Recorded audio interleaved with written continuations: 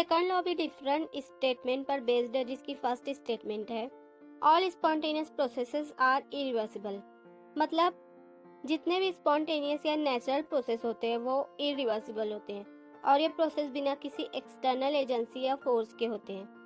For example, ऊंचाई से गिरता हुआ पानी एक स्पॉन्टेनियस या नेचुरल प्रोसेस की एग्जाम्पल है। ऊपर से गिरने वाले पानी को किसी एक्सटर्नल फोर्स की जरूरत नहीं पड़ी, ये ऑटोमेटिक या खुद से ही नीचे गिर रहा है। और ऊंचाई से गिरने वाला पानी एक इरिवर्सिबल प्रोसेस भी है, क्योंकि एक बार पानी नीचे गिर जाए तो फिर वापस से ऊपर नहीं जा सकता है। इस स्टेटमेंट की एक और एग्जांपल है, वो ये है कि अगर एक बॉल ढलान पर से नीचे की तरफ आ रहा है तो ये एक नेचुरल या स्पॉन्टेनियस प्रोसेस है। यहाँ पर बॉल को नीचे की तरफ लुढ़कने के लिए किसी एक्सटर्नल एजेंसी की जरूरत नहीं पड़ी, ये खुद से ही नीचे की तरफ गिर रहा है और ऊपर से नीचे गिरने के बाद बॉल वापस से ऑटोमेटिक ऊपर भी नहीं जा सकता है, इसलिए ये एक इरिवर्सिबल प्रोसेस है। नेक्स्ट एग्जाम्पल है, अगर एक मेटालिक रॉड के एक एंड को गर्म किया जाए तो इसका दूसरा एंड भी ऑटोमेटिक गर्म हो जाता है। रॉड के दूसरे एंड को गर्म होने के लिए किसी एक्सटर्नल एजेंसी की जरूरत नहीं पड़ी और रॉड के दूसरे हिस्से की हीट वापस भी नहीं आ सकती, इसलिए ये एक इरिवर्सिबल प्रोसेस की एग्जाम्पल है। सेकंड लॉ की सेकंड स्टेटमेंट है all spontaneous process tend to proceed to a state of equilibrium. मतलब जितने भी स्पॉन्टेनियस प्रोसेस है वो सिस्टम में इक्विलिब्रियम की स्टेट तक ही प्रोसीड होते हैं। फॉर एग्जांपल, एक मेटालिक रॉड है जिसका एक एंड हॉट है तो दूसरा कोल्ड। बच्चों, आप जानते होंगे कि हीट हाई टेम्परेचर से लो टेम्परेचर की तरफ ऑटोमेटिक ट्रांसफर होती है, तो यहाँ पर भी हीट हॉट एंड से कोल्ड एंड की तरफ ट्रांसफर होगी, यहाँ तक कि कुछ टाइम के बाद दोनों एंड का टेम्परेचर सेम हो जाएगा। इसका मतलब है सिस्टम इक्विलिब्रियम स्टेट में आ जाएगा और सिस्टम में इक्विलिब्रियम के मेंटेन होते ही प्रोसेस रुक जाएगा। बच्चों, सेकंड लॉ की थर्ड स्टेटमेंट है it is impossible to construct a device which works on a single heat source and converts all of its heat into work। मतलब एक मशीन की टोटल हीट वर्क में convert हो, ऐसा होना impossible है। फॉर एग्जांपल, एनिमेशन में आप देखते हो कि एक हीट सोर्स से 100 किलो जूल हीट इंजन में आ रही है और 100 किलो जूल वर्क में कन्वर्ट हो रही है। इसका मतलब है इंजन 100% एफिशिएंसी दे रहा है, but according to Kelvin Planck's ऐसा होना इम्पॉसिबल है, बिकॉज एक मशीन में हमेशा दो हीट रिजर्वायर्स होते हैं जिनके एग्जाम्पल है कार और बाइक के इंजन।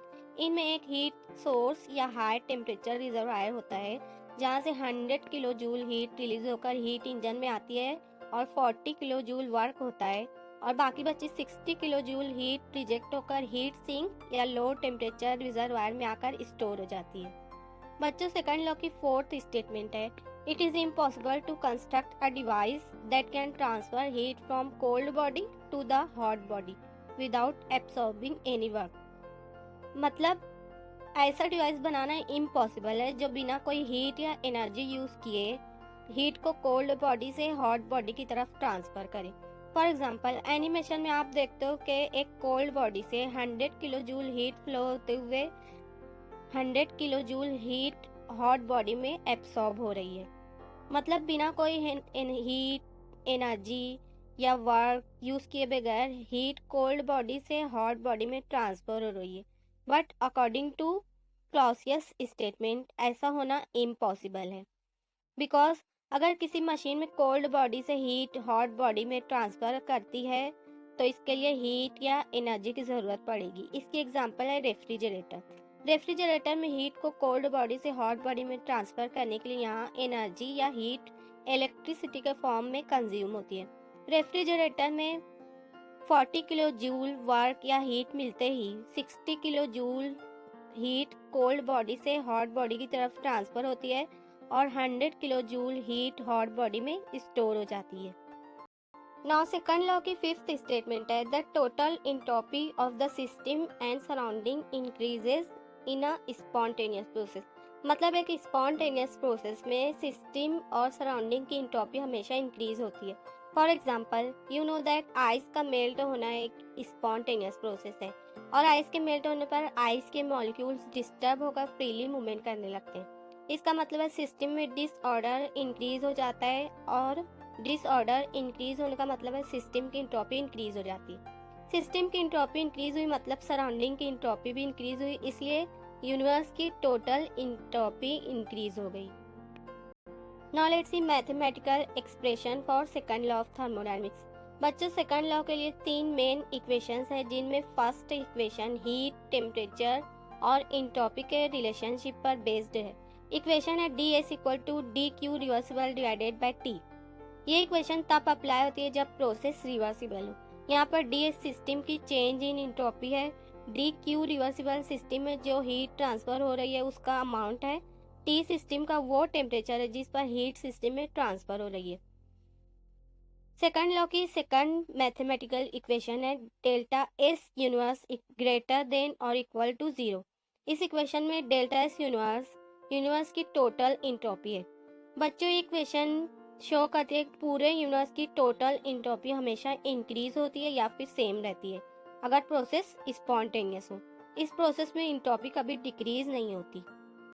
बच्चों, सेकंड लॉ की थर्ड मैथमेटिकल इक्वेशन है delta S universe equal to delta S total equal to delta S system plus delta S surrounding. यहाँ पर डेल्टा एस सिस्टम की चेंज इन इंट्रोपी है, delta S surrounding की change in entropy है, delta S total system और surrounding की total change in entropy है। बच्चों, ये इक्वेशन शो करती है कि पूरे यूनिवर्स की इंट्रोपी सिस्टम और सराउंडिंग की इंट्रोपीज को कंबाइन करने पर मिलती है। बच्चों, आपने पढ़ा ही होगा कि स्पॉन्टेनियस ऐसा प्रोसेस है जो ऑटोमेटिक होता है। इसे किसी एक्सटर्नल एजेंसी या फोर्स की जरूरत नहीं पड़ती। फॉर एग्जाम्पल, बॉल का ढलान पर से गिरना एक स्पॉन्टेनियस प्रोसेस की एग्जाम्पल है। इसी तरह ऊंचाई से गिरता हुआ पानी भी स्पॉन्टेनियस प्रोसेस की एग्जाम्पल है। स्पॉन्टेनियस प्रोसेस का मतलब जानने की वजह यह है कि इंट्रोपी बेस्ड सेकंड लॉ में स्पॉन्टेनियस प्रोसेस का बहुत ही इंपॉर्टेंट रोल है। अब हम आते हैं हमारे मेन टॉपिक पर। इंट्रोपी बेस्ड सेकंड लॉ की स्टेटमेंट है the total entropy of the system and surrounding increases in a spontaneous process। मतलब ऐसा प्रोसेस जो स्पॉन्टेनियस हो उसकी सिस्टम और सराउंडिंग दोनों की इंट्रोपी हमेशा इंक्रीज होती है। चलिए हम इस स्टेटमेंट को एक एग्जांपल के थ्रू समझते हैं। यू नो दैट आइस का मेल्ट होना एक स्पॉन्टेनियस प्रोसेस है। देन कंसीडर आइस के मॉलिक्यूल्स एक डेफिनेट ऑर्डर में अरेंज्ड है। सिंस अभी आइस मेल्ट नहीं हुआ इसलिए आइस के मॉलिक्यूल्स ऑर्डर्ड स्टेट में है। बट जब आइस मेल्ट होने लगता है तो आइस के ऑर्डर्ड मॉलिक्यूल्स का अरेंजमेंट डिस्टर्ब हो जाता है और आइस के वाटर में कन्वर्ट होते ही आइस के मॉलिक्यूल्स फ्री होकर इजीली मूवमेंट करने लगते हैं। देन यहाँ पर आइस की ऑर्डर्ड स्टेट वाटर की डिसऑर्डर्ड स्टेट में कन्वर्ट हो जाती है। फिर जब लिक्विड हीट एब्सॉर्ब करता है तो ये वेपराइज होकर गैस में कन्वर्ट होता है। देन वाटर मॉलिक्यूल्स और फ्री होकर रैंडमली इधर उधर मूवमेंट करने लगते हैं। हेंस यहाँ पर लिक्विड की डिसऑर्डर्ड स्टेट गैस की हाईली डिसऑर्डर्ड स्टेट में कन्वर्ट हो गई। इससे हमें पता चलता है कि आइस के मेल्ट होने पर और लिक्विड के वेपराइज होने पर मॉलिक्यूल्स का डिसऑर्डर या रैंडमनेस इंक्रीज होता है। इस टाइप का मॉलिक्यूलर डिसऑर्डर या रैंडमनेस एक थर्मोडायनेमिक प्रॉपर्टी से मेजर किया जाता है जिसका नाम है इंट्रोपी, जिसे एक साइन से डिनोट किया जाता है। इसलिए क्रिस्टलाइन सॉलिड बहुत कम अमाउंट में डिसऑर्डर्ड होता है, इसलिए सॉलिड सब्सटेंस की इंट्रोपी भी कम होती है। जबकि गैसियस सब्सटेंस में डिसऑर्डर ज्यादा होता है, इसलिए गैसियस सब्सटेंस की इंट्रोपी भी ज्यादा होती है। इसलिए सॉलिड से लिक्विड और लिक्विड से गैस के कन्वर्शन के दौरान इंट्रोपी इंक्रीज होगी और इस कन्वर्शन में डेल्टा एस की वैल्यू पॉजिटिव होगी। इसलिए इंट्रोपी की डेफिनेशन होगी the entropy change of a system in a process is equal to the amount of heat transferred to it in a reversible manner। मतलब एक रिवर्सिबल प्रोसेस में constant temperature पर heat system में absorb या release हो तो ये उस सिस्टम की चेंज इन इंट्रोपी है। इसकी इक्वेशन है delta S equal to Q reversible divided by T. यहाँ पर क्यू सिस्टम में जो हीट ट्रांसफर हो रही है वो है और टी सिस्टम का टेम्परेचर है। यहाँ पर क्यू मतलब हीट को जूल्स में मेजर किया जाता है, टेम्परेचर को केल्विन में, इसलिए इंट्रोपी को जूल्स पर केल्विन में मेजर किया जाएगा। यहाँ पर इंट्रोपी एक स्टेट फंक्शन है ना कि path function, because entropy system की सिर्फ इनिशियल और फाइनल स्टेट पर डिपेंड करती है। बच्चों, you know that second law की इंट्रोपी बेस्ड स्टेटमेंट है the total entropy of the system and surrounding increases in a spontaneous process. मतलब एक स्पॉन्टेनियस प्रोसेस में सिस्टम और सराउंडिंग की इंट्रोपी हमेशा इंक्रीज होती है, जिसकी वजह से हम कह सकते हैं कि यूनिवर्स की टोटल इंट्रोपी इंक्रीज होती है। इसलिए एंट्रोपी बेस्ड सेकंड लॉ का फॉर्मूला होगा delta S universe equal to delta S total equal to delta S system plus delta S surrounding. यहाँ पर डेल्टा एस सिस्टम की चेंज इन एंट्रोपी है, delta S surrounding की change in entropy है, delta S total system और surrounding की change in entropy है।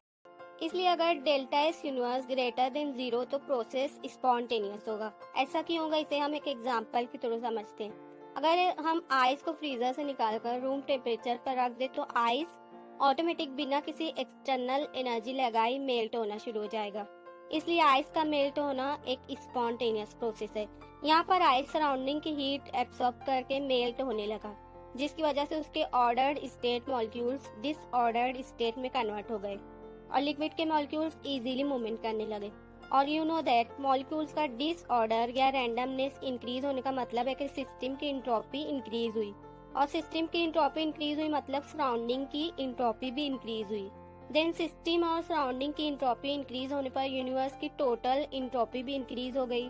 इसलिए यहाँ पर delta S universe greater than 0 होगा। सेकंड इक्वेशन है, अगर delta S universe less than 0 हो तो प्रोसेस नॉन स्पॉन्टेनियस होगा। ऐसा क्यों होगा, इसे भी हम एक एग्जांपल की तरह समझते हैं। अगर हम हॉट वाटर को फ्रीजर में रख दे तो वाटर को आइस में कन्वर्ट करने के लिए यहाँ पर एक्सटर्नल एनर्जी की जरूरत पड़ेगी। इसलिए वाटर का आइस में कन्वर्ट होना एक नॉन स्पॉन्टेनियस प्रोसेस है। यहाँ पर वाटर एक्सटर्नल एनर्जी की वजह से आइस में कन्वर्ट होने लगा, जिसकी वजह से वाटर के मॉलिक्यूल्स जो फ्रीली मूवमेंट कर रहे थे उनका ऑर्डर्ड स्टेट में कन्वर्ट हो गया और लिक्विड के मॉलिक्यूल्स एक डेफिनेट ऑर्डर में अरेंज हो गए। और मॉलिक्यूल्स का डिसऑर्डर या रैंडमनेस डिक्रीज होने का मतलब है कि सिस्टम की इंट्रोपी डिक्रीज हुई, और सिस्टम की इंट्रोपी डिक्रीज हुई मतलब सराउंडिंग की इंट्रोपी भी डिक्रीज हुई। देन सिस्टम और सराउंडिंग की इंट्रोपी डिक्रीज होने पर यूनिवर्स की टोटल इंट्रोपी भी डिक्रीज हुई। इसलिए यहाँ पर delta S universe less than 0 होगा। थर्ड इक्वेशन है, अगर delta S universe equal to 0 तो प्रोसेस इक्विलिब्रियम स्टेट पर होगा।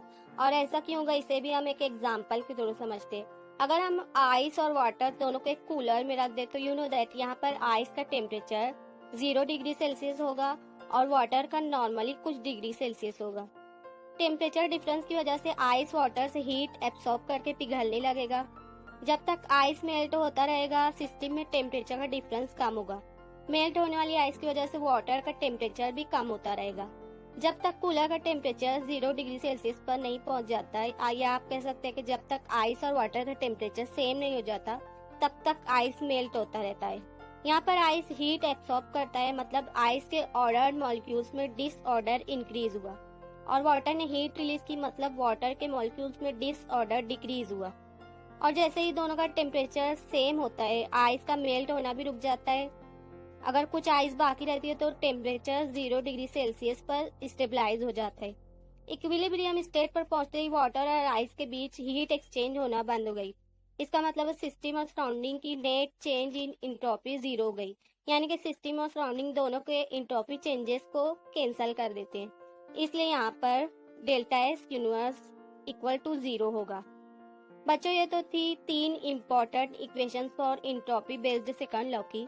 चलिए हम एक डेली लाइफ की एग्जांपल के through entropy based second law को और अच्छी से समझते हैं।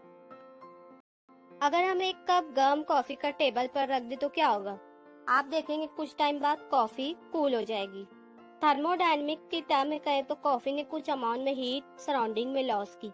इस कॉफी के कूल होने में इंट्रोपी का बहुत इंपॉर्टेंट रोल था। कैसे? इसका एक मैथमेटिकल प्रूफ मौजूद है।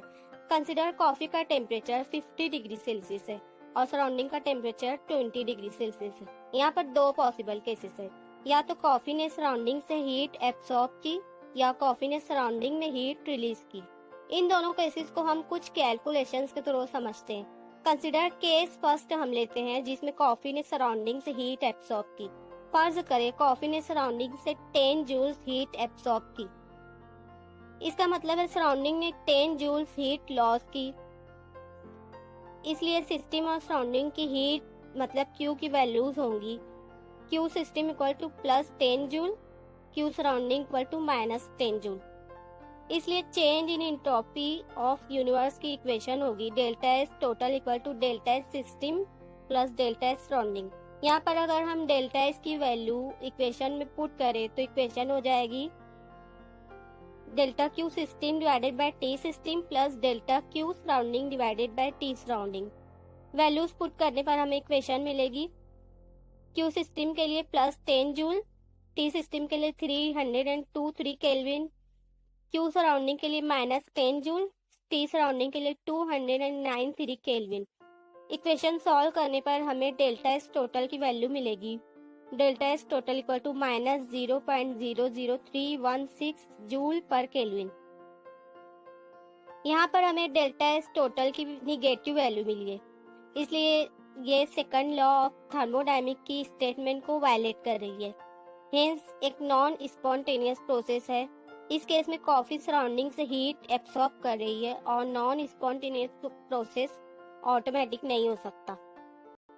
बच्चों केस सेकंड में अगर कॉफी सराउंडिंग में हीट रिलीज करे तो वैल्यूज होंगी। कंसीडर सिस्टम ने 10 जूल हीट सराउंडिंग में रिलीज की तो माइनस क्यू सिस्टम होगा माइनस 10 जूल, और सराउंडिंग ने 10 जूल हीट एब्सॉर्ब की तो क्यू सराउंडिंग होगा प्लस 10 जूल। इसलिए यूनिवर्स की टोटल चेंज इन एंट्रोपी के लिए इक्वेशन होगी delta S total equal to delta S system plus delta S surrounding. यहाँ पर अगर हम डेल्टा एस की वैल्यूज इक्वेशन में पुट करें तो इक्वेशन हो जाएगी Q system divided by T system plus Q surrounding divided by T surrounding. Values put करें तो हमें इक्वेशन मिलेगी क्यू सिस्टम के लिए माइनस 10 जूल, टी सिस्टम के लिए 303 केल्विन, क्यू सराउंडिंग के लिए प्लस 10 जूल, टी सराउंडिंग के लिए 393 केल्विन। इक्वेशन सॉल्व करने पर हमें इक्वेशन मिलेगी delta S total equal two plus 0.00316 joule per kelvin. यहाँ पर हमें डेल्टा एस टोटल की पॉजिटिव वैल्यू मिली है। हेंस यूनिवर्स की एंट्रोपी इंक्रीज हो रही है, इसलिए ये value second law of thermodynamic की स्टेटमेंट को सेटिस्फाई कर रही है। इसलिए ये एक स्पॉन्टेनियस प्रोसेस है। इस केस में कॉफी सराउंडिंग में हीट रिलीज करेगी और ये प्रोसेस ऑटोमेटिक होगा। वीडियो अगर अच्छी लगी तो लाइक करें, चैनल को सब्सक्राइब करें। Thanks for watching.